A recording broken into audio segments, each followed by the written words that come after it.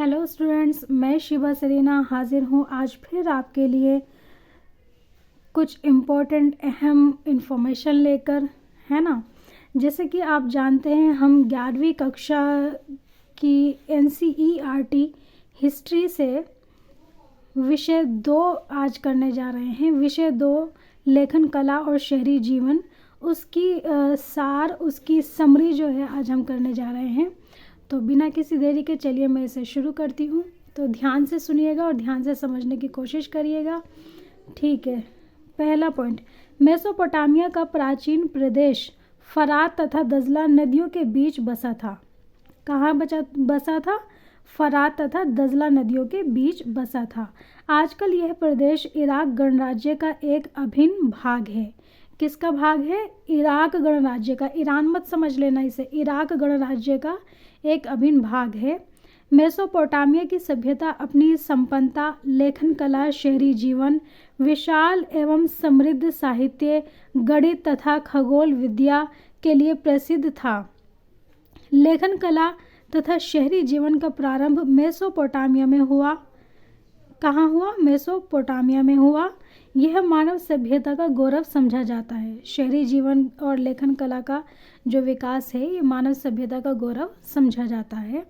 इतिहास के आरंभिक काल में मेसोपोटामिया के शहरीकृत दक्षिणी भाग को सुमेर तथा अक्कद कहा जाता था। क्या कहा जाता था? सुमेर तथा अक्कद कहा जाता था। 2000 ईसा पूर्व के बाद बेबीलोन एक महत्वपूर्ण शहर बन गया। तब दक्षिणी भाग को बेबीलोनिया कहा जाने लगा। पहले क्या कह रहे हैं? सुमेर और अक्कद, और अब बाद में क्या कहने लगी? बेबीलोनिया। बेबीलोनिया कहा जाने लगा। लगभग 1100 ईसा पूर्व में असीरियाइयों ने मेसोपोटामिया के उत्तरी भाग में अपना राज्य स्थापित कर लिया। कहाँ स्थापित कर लिया? उत्तरी भाग में, ठीक है। अतः इस क्षेत्र को असीरिया कहा जाने लगा। तो उत्तरी भाग को क्या कहा जाने लगा? असीरिया कहा जाने लगा। सुमेर प्रदेश की प्रथम भाषा सुमेरी थी। धीरे धीरे अक्कदी लोगों के यहाँ आकर बसने के बाद सुमेरी का स्थान अक्कदी भाषा ने ले लिया, और ऐसा होना स्वाभाविक था। भाई स्वाभाविक है ना, जब दूसरे लोग आके वहाँ पर रहने लगेंगे, अक्कादी वहाँ आके रहने लगे तो भाषा भी तो उन्हीं की बोली जाने लगेगी। तो इस तरह वहाँ पे अक्कादी जो है वो प्रचलन में आ गई। आगे देखते हैं। 1400 ईसा पूर्व से इस प्रदेश में आरामाइक भाषा का प्रचलन भी आरंभ हो गया। कौन सी भाषा का? आरामाइक भाषा का प्रचलन भी आरंभ हो गया। कहा जा सकता है कि यह भाषा हिब्रू से मिलती जुलती थी। किससे मिलती जुलती थी? हिब्रू से मिलती जुलती थी। इराक के कुछ भागों में आज भी यह भाषा बोली जाती है। लोग इसे चाव से बोलते हैं। किसको चाव से बोलते हैं? आरामाइक को चाव से बोलते हैं। इराक का दक्षिणी भाग अपनी खेती के लिए विख्यात था। इराक के उत्तर में ऊंची भूमि है जहां स्टेपी घास के मैदान हैं। स्टेपी घास के मैदान जानते होंगे, आपने देखा होगा कभी, अगर अपनी छोटे क्लास में देखा हो।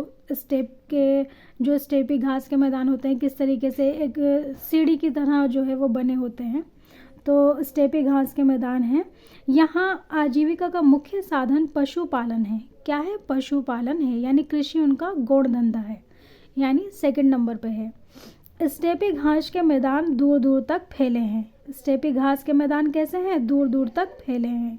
यह सत्य है कि श्रम विभाजन शहरी जीवन की महत्वपूर्ण विशेषता है। किसी शहर के लगभग सभी कार्य श्रम साध्य होते हैं, यानी कि श्रम पर डिपेंड होते हैं। वहाँ पर शहर में अगर आप देखेंगे तो हर व्यक्ति जो है किसी न किसी काम का स्पेशलाइज होता है। तो देखा यह जाता है कि एक वस्तु को बनाने के लिए उसमें कई सारे लोग जो हैं वो लगे होते हैं, और हर कोई अपने काम में जो है समर्थ होता है। इस तरीके से अलग अलग विशेषता रखने वाले अलग अलग लोग जो है इसको मिलकर करते हैं, और साथ ही वहाँ पर श्रम भी मौजूद होता है। इस तरह ही होता है ना शहर का ढांचा।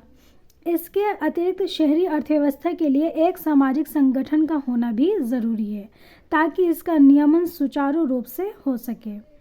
मेसोपोटामिया की फरात नदी उन दिनों काफ़ी चर्चित थी। यह नदी व्यापार के लिए विश्व मार्ग के रूप में जानी जाती थी। किसके रूप में जानी जाती थी? विश्व मार्ग के रूप में जानी जाती थी। कहा जा सकता है कि इस प्रदेश के लोग साक्षर थे, यानी पढ़े लिखे थे। यहाँ के लोग अपना हिसाब किताब तथा साहित्य मिट्टी की पट्टिकाओं पर लिखते थे। उनका लिखने का कुछ अलग ढंग था। उनकी लिपि कीलाकार थी। कैसी थी? कीलाकार। जबकि आप मेसोपोटामिया की अगर लिपि देखेंगे तो वो चित्रात्मक है, और इनकी लिपि कैसी है? कीलाकार। व्यापार तथा लेखन कला का आरंभ सर्वप्रथम मेसोपोटामिया के राजा ने किया। यहाँ का राजा कला प्रेमी भी था। कला प्रेमी था, इसलिए उसने कला को जो है समर्थन दिया, उसको सपोर्ट किया, इसलिए यहाँ पे कला जो है वो फली फूली। बाहर से आकर बसने वाले लोगों ने यहाँ मंदिरों का निर्माण करना आरंभ किया। जबकि आप मेसोपोटामिया में देखते हैं तो मंदिरों का निर्माण हो रहा है, वहीं हड़प्पा सभ्यता में कोई भी मंदिर नहीं थे, है ना। हड़प्पा सभ्यता की समकालीन है ना, इसलिए मैं आपको बता रही हूँ। सबसे पहला ज्ञात मंदिर एक छोटा सा देवालय था जो कच्ची ईंटों का बना हुआ था। धीरे धीरे इस प्रदेश में मंदिरों का निर्माण शुरू हुआ। फिर धीरे धीरे क्या है, और भी जो मंदिर थे वो यहाँ पे बनने लगे। चलिए अब आगे देखते हैं। उर को चंद्र देवता तथा इन्नाना को युद्ध और प्रेम की देवी माना जाता था। मेसोपोटामिया में क्या था? उर को चंद्र देवता तथा इन्नाना को युद्ध और प्रेम की देवी माना जाता था। मेसोपोटामिया के समाज में एकल परिवार को आदर्श माना जाता था। जैसे हमारे यहाँ पे जॉइंट फैमिली जो है वो अच्छी मानी जाती है, लेकिन वहाँ पे एकल परिवार को आदर्श माना जाता था। समाज में विवाह का विशेष महत्व था। विवाह के अवसर पर लोगों को आपस में मिलने का मौका भी प्राप्त होता था। और नगर में गलियाँ बहुत गंदी थी, यानी सफाई नहीं थी, जबकि हम हड़प्पा सभ्यता में देखते हैं सफाई हमें बहुत अच्छी तरह मिलती है। जल निकासी की व्यवस्था अच्छी नहीं थी, जबकि हड़प्पा सभ्यता में जल निकासी की प्रक्रिया बहुत अच्छी थी। मेसोपोटामिया के समाज में विभिन्न जातियों तथा समुदायों के इस मिश्रण से वहाँ की सभ्यता में जीवन शक्ति उत्पन्न हो गई। धीरे धीरे इसकी सभ्यता का प्रभाव चारों तरफ फैल गया। मेसोपोटामिया के लोग शहरी जीवन को महत्व देते थे। युद्ध में शहरों के नष्ट हो जाने के बाद वे उन्हें कविता के माध्यम से याद करते थे। कैसे याद करते थे? कविता के माध्यम से। इस प्रदेश की दुनिया को सर्वाधिक महत्वपूर्ण देन विद्वतापूर्ण काल गणना की परंपरा तथा गणित है। जो इस सभ्यता ने हमें देन दी है, बड़ी देन, वो क्या है? विद्वतापूर्ण काल गणना की परंपरा तथा गणित है। समय का विभाजन सिकंदर के उत्तराधिकारियों द्वारा अपनाया गया और वहाँ से यह रोम तथा इस्लाम की दुनिया में तथा बाद में मध्ययुगीन यूरोप में पहुँचा। फिर धीरे धीरे जो ये समय का विभाजन था वो आगे भी और सभ्यताओं में और लोगों में फैलता गया, है ना। रोम में गया, इस्लाम में गया, है ना। तो इस तरीके से आगे भी फैल गया। अब मैं आपको यहाँ पर कुछ शब्द हैं, उन शब्दों के बारे में बताऊंगी, उनको परिभाषित करूंगी। ये जानकारी भी बहुत अहम है आपके लिए। ये देखिए, परिभाषित शब्द यानी ग्लोसरी। मेसोपोटामिया शब्द की उत्पत्ति यूनानी भाषा के शब्दों मेसोस अर्थात मध्य तथा पेटोमोस अर्थात नदी से हुई है। तो इस तरह मेसोपोटामिया का अर्थ क्या हुआ? ऐसी जगह जो नदी के मध्य हो, ठीक है। अब देखिए, जीव शूद्र या उत्नापिष्टम। मेसोपोटामिया के परंपरागत साहित्य में बाइबिल के अनुसार संपूर्ण पृथ्वी को नष्ट करने वाली जल पलावन की कहानी जीव शूद्र और उत्नपिष्टम उसके दो प्रमुख पात्र हैं, यानी दो प्रिंसिपल कैरेक्टर हैं, ठीक है, इंपॉर्टेंट कैरेक्टर हैं। फिर इस चैप्टर में एक और जिक्र आया है, वो आया है नोआ का। तो नोआ क्या है?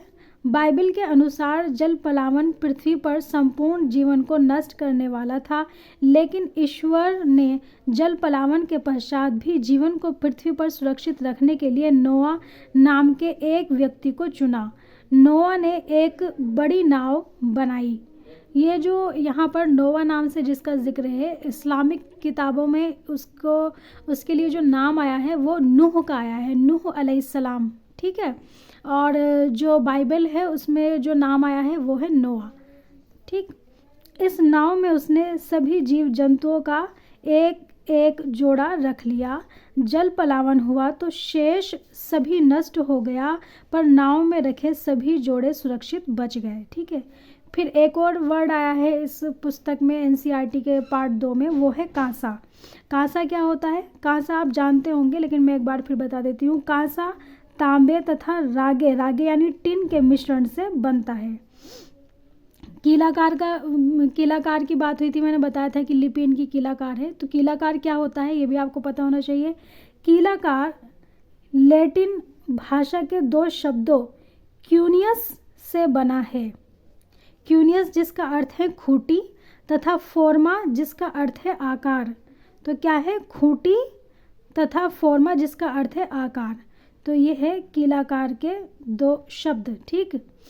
यानी कि 2 शब्दों को मिलाकर कीलाकार शब्द बना है, खूंटी और आकार। यानी कि कुछ ऐसी प्रक्रिया जिसमें जो है खूंटी से, वेज से आकार दिया जाता हो, है ना। फिर एक और शब्द का इस्तेमाल हुआ है, ये है पट्टिका यानी टैबलेट। तो ये बहुत इम्पोर्टेंट है, ये आपको ज़रूर ही मालूम होना चाहिए, क्योंकि आजकल जो हम टैबलेट यूज़ करते हैं तो वो आकार तो उसका आपको पता ही होगा किस तरीके का होता है, कुछ इस तरीके से उसका आकार होता है। तो उसी तरह के कुछ आकार होता था इन पट्टिकाओं का भी। तो ये पट्टिका कैसी होती थी? बेसिकली मेसोपोटामिया के लोग चिकनी मिट्टी की पट्टिकाओं यानी टैबलेट्स पर लिखते थे। इन पट्टिकाओं को बनाने के लिए मिट्टी को गीला करके उसे गूंधा जाता था तथा ताप कर हाथ में पकड़ने योग्य आकार की पट्टी बनाई जाती थी, उसे पट्टिका कहते थे, ठीक है, यानी टैबलेट कहते थे। फिर एक वर्ड है परिसंस्करण। परिसंस्करण का मतलब होता है प्रोसेसिंग, है ना। प्रोसेसिंग से आपको समझ में आ गया होगा, लेकिन मैं और आपको बताती हूँ। मेसोपोटामिया के लोग उपज आने पर परिसंस्करण यानी कि प्रोसेसिंग करते थे, प्रोसेसिंग कार्य करते थे। इसमें तेल निकालना, अनाज पीसना तथा ऊनी कपड़ों का काटना तथा बुनना सम्मिलित था। तो इस तरीके के परिसंस्करण वो किया करते थे। इस अध्याय में एक और शब्द आया है, वो है होज। होज जिसके लिए इंग्लिश में सम वर्ड का यूज़ हुआ है। तो ये होज क्या है? ज़मीन में एक ढका यानी कवर्ड गड्ढा जिसमें पानी तथा मल जाता है। मल यानी गंदगी, सीवेज। और अब एक और पॉइंट देखिए इसका अहम, ये है पॉइंट नंबर 9, और ये देखिए है काल रेखा। तो लगभग 7000 से 6000 ईसा पूर्व उत्तरी मेसोपोटामिया के मैदानों में खेती की शुरुआत हुई। ये बड़ा इवेंट है, ठीक है। लगभग 5000 ईसा पूर्व दक्षिणी मेसोपोटामिया में सबसे पुराने मंदिरों का बनना शुरू हुआ। लगभग 3200 ईसा पूर्व मेसोपोटामिया में लेखन कार्य की शुरुआत हुई। लगभग 3000 ईसा पूर्व उरूक एक विशाल नगर के रूप में विकास हुआ उसका। और क्या हुआ? कांसे के औजारों के इस्तेमाल में बढ़ोतरी हुई। तो यहाँ औजार में नीचे एक बिंदी आएगी, तब ये औजार बनेगा, ठीक है। अब ये हो गया औजारों, वरना पहले ये क्या था? पहले था औजारों। तो औजारों नहीं होता है, औजारों होता है। तो यहाँ पर जो है अध्याय 2 की समरी कंप्लीट होती है। मैं समझती हूँ कि आपको बहुत अच्छी तरह समझ में आया होगा। और आपको कितना समझ में आया है ये अगर आप चेक करना चाहते हैं तो जो मल्टीपल चॉइस क्वेश्चंस मैंने अध्याय 2 के दिए हैं वो आप करके देखिए। आपसे अगर सोल्व हो रहे हैं तो इसका मतलब आपको अच्छी तरह समझ में आया है। Thank you for watching this video and thank you once again. हमारे घर में छोटा सा बेबी है, उसकी आवाज़ अगर आपको आ रही हो तो एंजॉय करिएगा, परेशान होने की ज़रूरत नहीं है। तो इसी के साथ मैं लेती हूँ आपसे अलविदा। फिर मिलूँगी अब एक नई वीडियो के साथ और नई इन्फॉर्मेशन लेकर। तब तक के लिए गुड बाय, टेक केयर, पढ़ते रहिए, खुश रहिए। Thank you for watching this video. Thank you once again.